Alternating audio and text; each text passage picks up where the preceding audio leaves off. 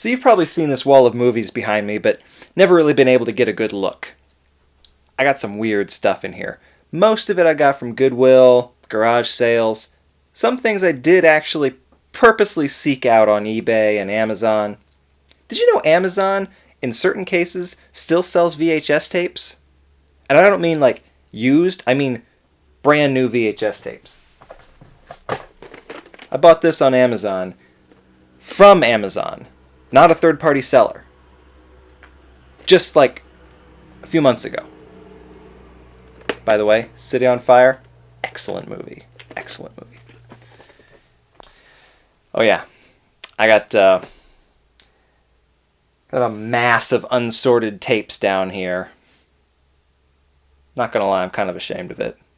I need to do some rearranging. Sort through some of the crap that I have up here and down here. Put the good stuff up front. Because there's random stuff up here. Like this. This sucks. Why the hell do I have it displayed? Ah, here though. This is something. But not right now. I honestly don't really know how to prepare you for this. So,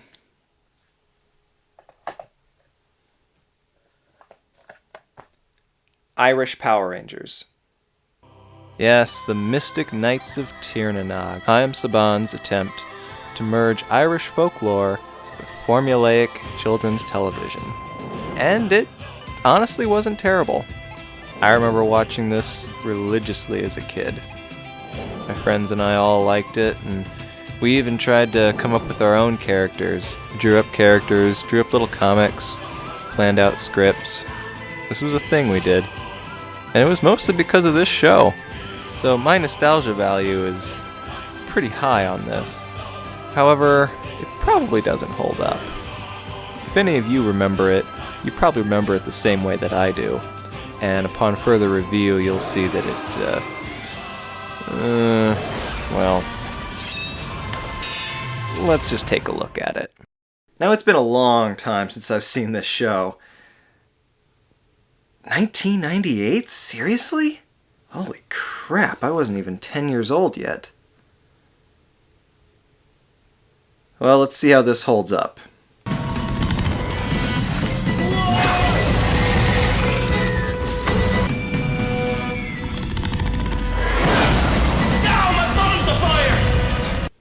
Ah.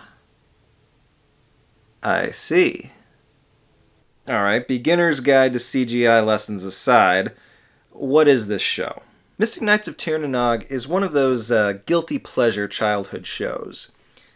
Like Power Rangers or Big Bad Beetleborgs. Yeah, there's not enough time in the world right now. And like those other shows, Mystic Knights is a Chaim Saban production. You know the formula. Take Power Rangers, for example. Group of teenagers with attitudes, given special powers, tasked with saving the Earth from daily monster attacks. Everybody was kung fu fighting. Those kids were fast as lightning. In fact, it was a little bit frightening. But they fought with expert timing. They fight under their own strength. They lose. They morph. They win. Rinse and repeat. Now just replace teenagers with Irish nobility, Angel Grove with medieval Kells, super abilities with magic armor, and you've got Mystic Knights. Oh, and replace Zordon with this guy. I'm a very busy fairy king. This show was made entirely in Ireland with an Irish cast, mostly shot on location. And in case there was any doubt that this was in Ireland, take a look at the lead actors' names.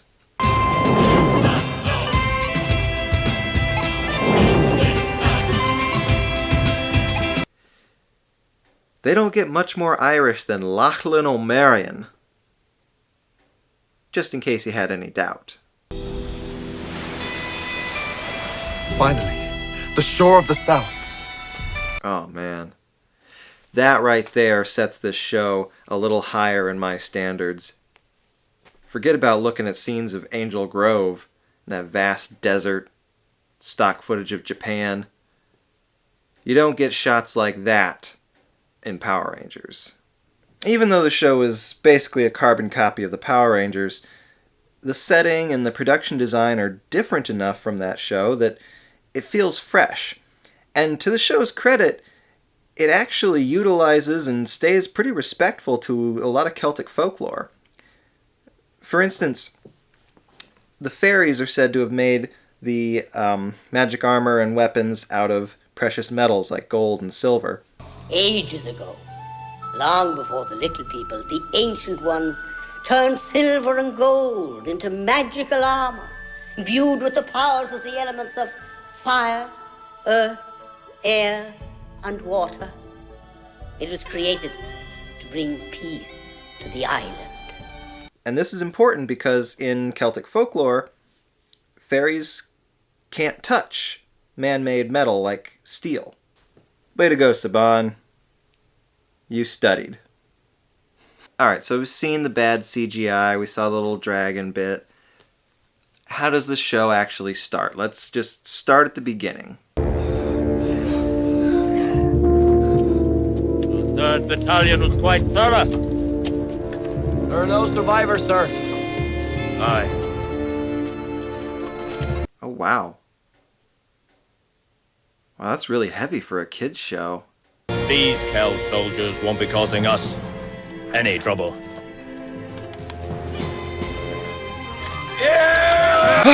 It's the army of the undead. Praise to you, my king, for another clever victory for Kells. Your praise must go to my daughter.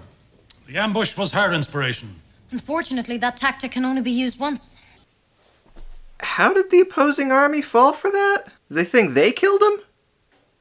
Before they even entered the battle? How does that... Huh. I think I'm thinking too deeply about this. You cannot learn the secret of Draganta until you have tamed Pyre, the dragon of Dare. And the dragon cannot be tamed unless you have your mystic armor. So, armor, dragon, knight. Got it. Alright, so long story short, I have a tape that has 4 episodes strung together like a movie.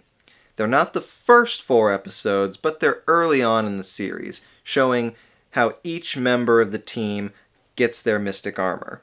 They've already gotten their weapons earlier. Wait for me, I have a map! Oh hey, I didn't know Navi was a character in this. Your element's fire, Rowan. That's in the mountains of the north. To the north it is. And of course, through various contrived means, they have to go one by one, collecting their armor individually. The formula changes section to section. In this part of the series, the formula goes, one team member goes to get their armor, while the other 3 have to deal with a monster.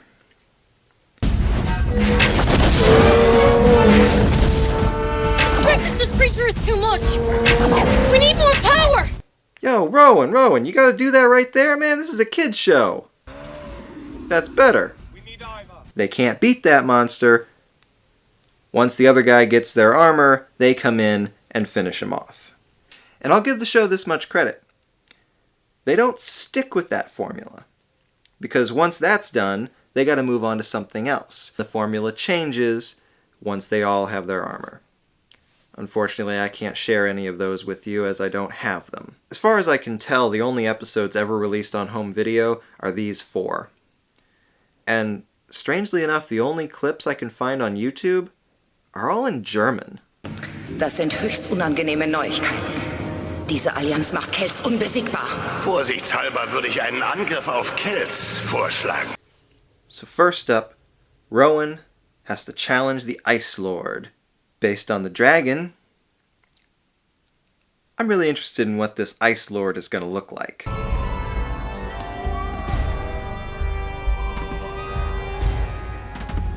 Now, how do I get around this? Who dare challenge the great Ice Lord of Tamra? Well, it's just a dude in a suit.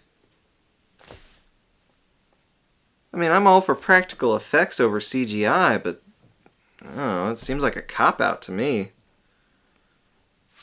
Well, maybe Saban just had some extra costumes left over from Power Rangers. If they went that route with the Ice Lord, don't tell me the Thunderbat's gonna be... Dear daughter of Gunnar, you have come to me in your final hours. Yeah. Yeah.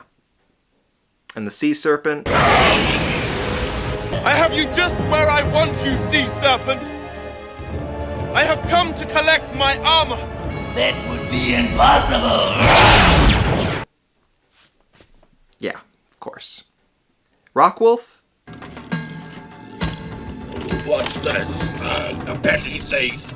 Cal sends you to challenge my might. This is an insult. Go away. Why would I expect anything different? Oh, Saban, you are a very predictable man. Remember the Green with Evil storyline in the original Power Rangers? You know, the one that introduced Tommy as a bad guy, a brainwashed slave of Rita Repulsa, and then through various means he was converted over to the good side and became the leader of the Power Rangers. Well, meet Prince Garrett. Solche Sprüche hatte dein Freund auch drauf. Rowan, wenn du mich endlich losbindest, kann ich dir helfen. Das wird...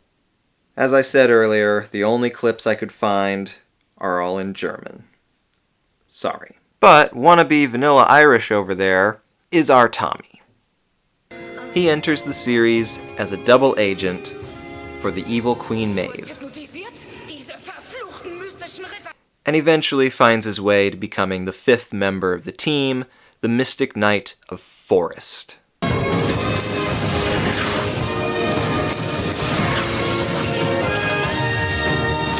Earth, wind, fire, water, forest?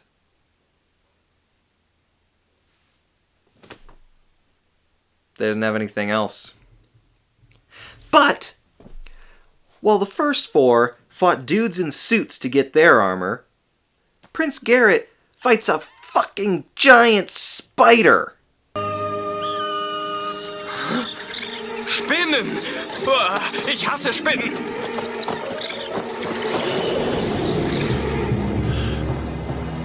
Der Wächter! Der ist ja riesig! Now the show's gone epic.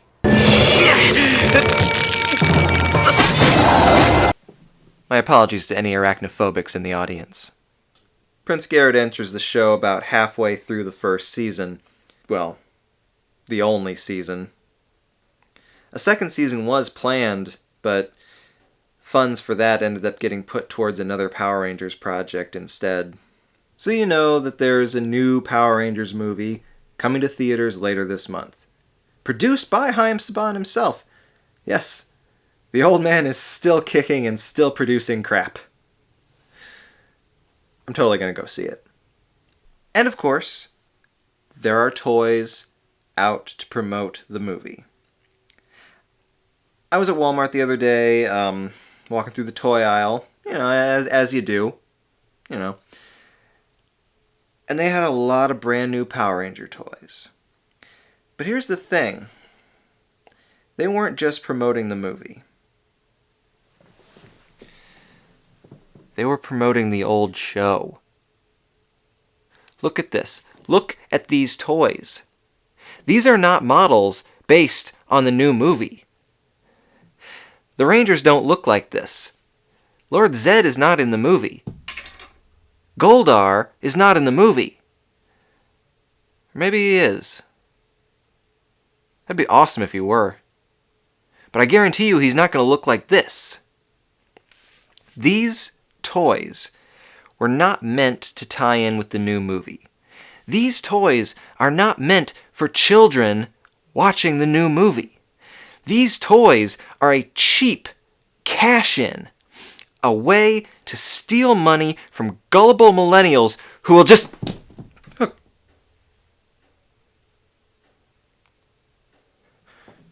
Am I a millennial? You know, going into this project, it honestly had been a long time for me since I'd watched this show. I remember it very fondly, and you know what? Frankly, I was not disappointed. I had a lot of fun revisiting these memories. For all its obvious flaws, the campiness, the corniness, the bad CGI, the very dated look of the whole thing, there's something very charming about it. Maybe it's just this old nostalgic feel for the reason we still watch Power Rangers, the reason that there is a new Power Rangers movie coming out. Sure, the show is campy, formulaic Saban crap, but there's enough going for it.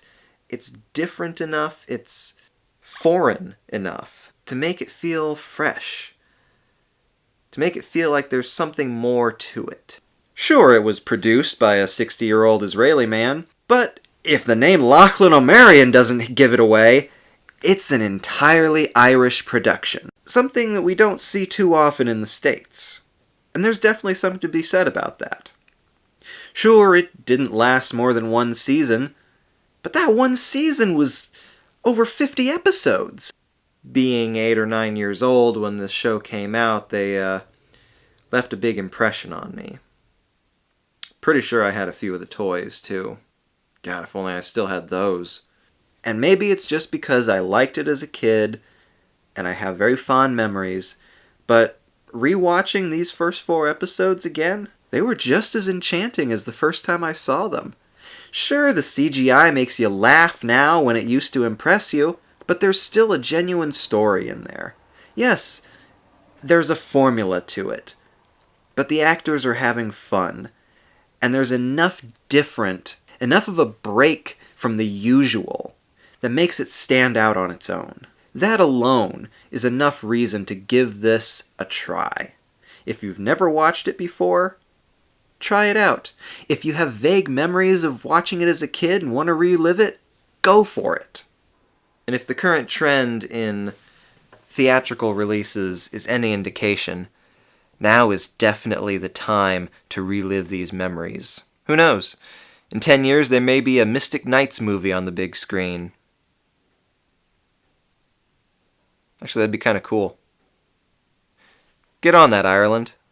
What's the greatest battle what I'd ever seen, and the farthest from home I had ever been. And my friend the odds are standing on my left. Ha-ha! Take this. Oh no, I am vanquished. But I have stolen the Green Ranger's sword thingy, dagger. It's also a flute. And I can use it to call the Dragon Zord. Even though I have no idea how it works, or what ocean that is that it rises from. Is Dragon Zord Godzilla? I don't really know. I'm gonna go home.